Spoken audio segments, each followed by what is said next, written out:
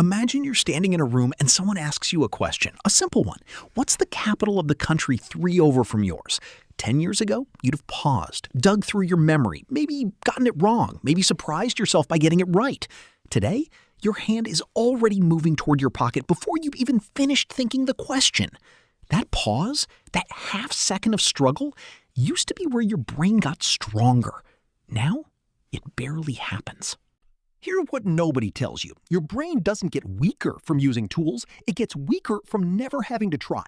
And for the first time in human history, we've built something that removes the trying almost entirely. Think about what memory used to require. Ancient storytellers held entire epics, thousands of lines in their heads, because writing was rare and memory was survival. Sailors memorized star patterns because a wrong guess meant death. Your own grandparents memorized dozens of phone numbers because forgetting one meant losing someone. Every generation before this one built mental muscle by necessity. There was no other option. Then calculators arrived, and something curious happened. Menting math didn't just get easier. For many people, it quietly disappeared. Not because they got lazier, because the brain, ever efficient, stops maintaining what it doesn't need. Muscles you don't use atrophy. Turns out neurons work the same way. But calculators only touched one narrow skill. What's happening now is different. It's bigger, because the thing being outsourced isn't arithmetic, it's thinking itself. The drafting of an idea, the wrestling with an argument, the slow, uncomfortable process of not knowing and sitting in that not knowing until something clicks. Researchers have a name for what that discomfort does: desirable difficulty. The struggle isn't a bug in learning, it is the learning. Skip the struggle and the information passes through you like water through a sieve. It was never yours to begin with. So here's the trap nobody warned you about. The easier something is to look up, the less your brain bothers to actually keep it.